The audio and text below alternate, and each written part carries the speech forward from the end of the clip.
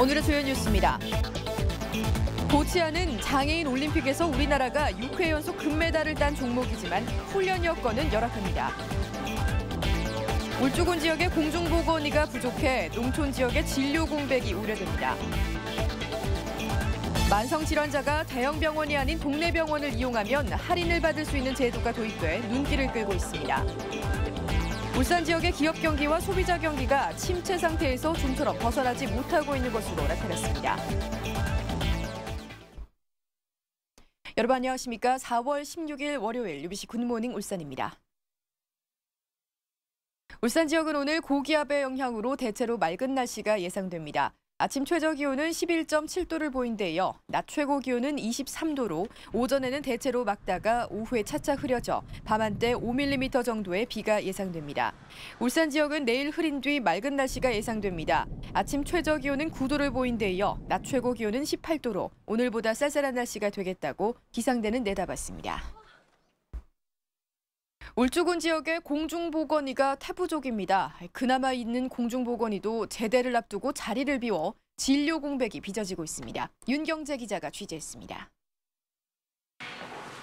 한 시골 보건소, 빈 책상만 덩그러니 놓여 있습니다. 선생님이 안 계시는데 왜 멀리서 오셨어요? 이곳은 치과 의사만 상주하고 내과 진료가 가능한 날은 일주일에 월요일 단 하루뿐입니다. 인근 보건소도 사정은 마찬가지. 월요일과 목요일 이틀만 내과 진료를 하고 있습니다. 혹시 우리 늙은 사람 미접보고 금요일 못 챙기고 하다가 보면 안 계시고 이렇대요. 울주군 12개 읍면 보건소에 진료 업무를 하고 있는 내과 공중보건의는 단 3명뿐입니다. 치명떼고 울주군에 있는 관내 공중보건소가 다 제대로 연가를 익혀놨다가 교육을 거의 다 대다수 분이 가세요. 이 때문에 고작 3명의 공중보건의가 각 보건소를 돌며 요일별 진료를 하고 있는 겁니다. 게다가 군 지역이지만 광역시에 포함됐다는 이유로 우선순위에 밀리는 바람에 보건복지부로부터 공중보건의를 제때 공급받지도 못하고 있습니다. 여학생들 진학도 많아지고 그다음에 의전원 시작되면서 선생님들 군대 제대한 선생님들이 많이 의과대학 들어오면서 공중보건이나 군의관 들어오시는 선생님들이 많이 줄고 있고요. 특히 두서면과 삼동면 등 병의원이 단 한 곳도 없는 시골 마을 주민들은 아예 진료 사각지대에 놓여 있어 대책 마련이 시급하다는 지적입니다. UBC 뉴스 윤경재입니다. 장애인 올림픽에서 우리나라가 6회 연속 금메달을 딴 종목이 장애인 보치아입니다. 울산에도 2명의 대표 선수가 있지만 이들의 훈련 여건은 열악하기만 합니다. 이다로 기자가 취재했습니다. 뇌성마비 장애인들로 구성된 보치아 선수들이 훈련에 한창입니다. 보치아는 흰색 표적구에 더 많은 공을 가깝게 붙이는 경기로 온 신경을 집중한 채 손과 입을 사용해 실력을 겨룹니다. 우리나라 보치아는 88 서울 장애인 올림픽 이후 6회 연속 금메달을 따내는 등 명실공히 대한민국을 대표하는 장애인 스포츠 종목으로 자리 잡고 있습니다. 하지만 훈련 여건은 열악합니다. 훈련 때마다 3-4시간씩 배드민턴 경기장 일부를 빌려 쓰다 보니 바로 옆에서 다른 종목 선수들이 훈련을 해 집중력이 떨어지기 일쑤입니다.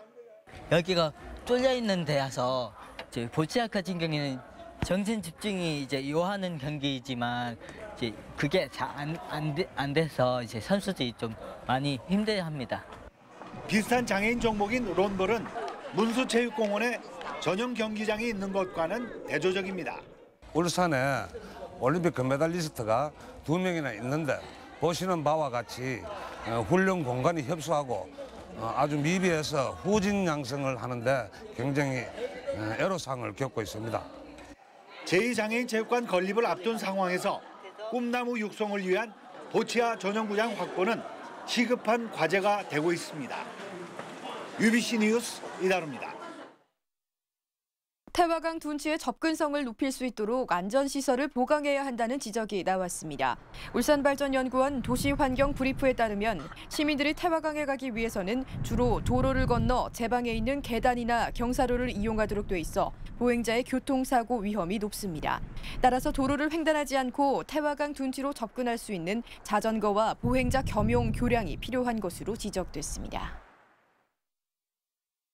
울산 지역의 집중호우가 증가세를 보이고 있어 대책 마련이 필요하다는 지적이 나왔습니다. 울산발전연구원은 울산 지역에서 하루 80mm 이상의 비가 내린 경우는 1970년대 14일, 1980년대 16일, 1990년대와 2000년대 각각 22일로 증가세를 보이고 있다고 밝혔습니다. 이에 따라 울산도 재난 환경에 능동적으로 대처할 수 있는 예경보 시스템을 갖추고 재난 정보의 효율적 관리 방안을 모색해야 한다고 지적했습니다. 따뜻한 봄을 맞아 이번 주부터 장애인 주간과 대학생 봉사단 출범 등 다양한 야외 행사가 시작됩니다. 이번 한 주간의 일정을 윤주은 기자가 정리했습니다. 오는 22일 제32회 장애인의 날을 맞아 모레부터 이달 말까지 다양한 행사가 펼쳐집니다.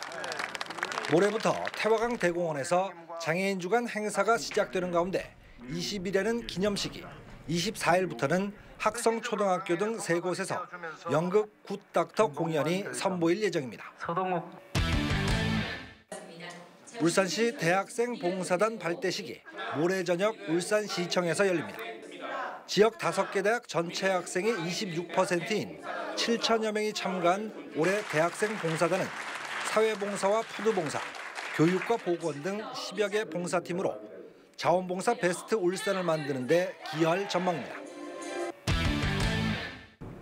태화강의 배스 퇴치를 위한 인공산란장이 오는 19일 설치됩니다. 태화강 관리단은 태화강 생태계를 교란하는 어종인 배스를 퇴치하기 위해 삼호교 주변 모래와 뻘층에 인공산란장을 조성해 배스가 이곳에서 알을 낳으면 지속적으로 제거할 예정입니다. 제4회 대한민국 자전거 축전이 오는 22일 심리대박교협 태화강 둔치에서 열립니다. 이번 대회에는 자전거 동호인 등 1,500여 명이 참가해 퍼레이드를 펼치고 자전거 묘기와 전시회, 자전거 수리와 벼룩시장 등 다채로운 이벤트가 마련됩니다. UBC 뉴스 윤중입니다. 울산 지역의 기업 경기와 소비자 경기가 침체 상태에서 좀처럼 벗어나지 못하고 있는 것으로 나타났습니다. 한국은행 울산본부에 따르면 지난달 제조업 업황지수는 86으로 2월에 89에 비해 3포인트 떨어졌습니다. 소비자 심리지수 CSI는 94로 전월 대비 1포인트 상승했으나 여전히 기준치 100을 밑돌아서 소비 둔화가 계속되고 있는 것으로 분석됐습니다. 만성 질환자가 대형 병원이 아닌 동네 병원을 이용하면 할인 혜택을 받을 수 있는 제도가 있습니다. 바로 의원급 만성 질환 관리제인데요. 만성 질환 관리에 큰 도움이 될 것으로 기대됩니다. 건강백세 성경희 기상캐스터입니다. 국민의 절반 이상, 노인의 90%가 앓고 있는 만성 질환. 보건복지부는 최근 우리나라 사망 원인 10가지 가운데 7가지가 만성 질환이라고 밝혔는데요. 그렇다면 평소 질병 관리는 어떻게 하고 있을까요? 혈압이 높은 수치가 나와가지고 매년 약을 먹고 있습니다. 혈당 관리는 매주 지정된 병원에 가가지고 한 달에 월 1회씩 꼭 혈압 체크를 하고 있어요, 지금. 고혈압, 당뇨병 등 만성 질환은 무엇보다 지속적이고 꾸준한 관리가 중요한데요. 실제로 뇌졸중이나 심근경색 같은 합병증이 발생할 가능성이 고혈압은 3배, 당뇨병은 2.3배나 높은 것으로 조사됐습니다. 하지만 혈압과 혈당을 꾸준히 관리하는 것이 쉽지만은 않은데요. 그래서 지난 1일부터 시행되고 있는 제도가 동네병원 만성질환 관리제입니다. 동네 병원에서 꾸준히 만성질환을 관리하면 진찰료의 본인 부담을 30%에서 20%로 낮춰주는 제도입니다.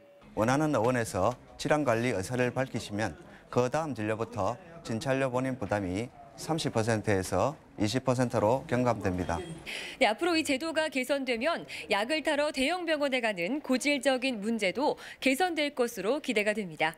건강백세 성경입니다. 어제 저녁 7시 40분쯤 울산시 남구 서감동 재활용 공장인 한국특수산업에서 불이 나 공장 내부를 태워 1,000만 원 상당의 재산 피해를 냈습니다. 경찰과 소방당국은 누전으로 불이 난 것으로 보고 정확한 화재 원인을 조사 중입니다. 시내버스의 출발과 도착 시간을 알려주는 버스 정보 시스템이 지선버스와 마을버스에도 확대 구축됩니다. 울산시는 15억 원을 들여 오는 10월까지 지선버스와 마을버스 34개 노선 80여 대에도 버스 정보 시스템을 구축하고 올해 안에 운영에 들어간다는 계획입니다. 울산항에 국내 최초로 선박의 입출항을 알려주는 통항 신호등이 설치됩니다. 울산해양항만청은 올 상반기에 남구 장생포항 SK2부두와 항무선 부두 등 2곳에 통항 신호등 1기씩을 설치해 운영한다고 밝혔습니다. 통항 신호등은 항내 정박된 유조선과 소형 선박들의 출항 시기를 알려주는 시스템으로 도로의 신호등과 같은 역할을 하게 됩니다. 제40회 보건의 날을 기념해 지난 주말 이틀 동안 동천체육관에서 열린 울산 건강박람회가 성황리에 끝났습니다. 병원과 의료업체, 대학교 등 90개 기관단체가 참여한 올해 건강박람회는 만성질병 예방법과 체험을 통한 맞춤형 건강관리법 알리기에 초점을 맞춰 시민들의 호응을 얻었습니다. 울산시 종합건설본부는 오늘부터 나흘간 상방과 삼산, 옥현 지하차도와 무룡터널의 내부를 청소한다며 시민들의 주의를 당부했습니다. 이번 청소는 자동차 배기가스 때문에 더럽혀진 지하차도와 터널의 벽면을 깨끗하게 정비하는 것으로 작업 시간대 이용 불편이 예상된다고 밝혔습니다. 네, 이상으로 UBC 굿모닝 울산 마칩니다. 고맙습니다.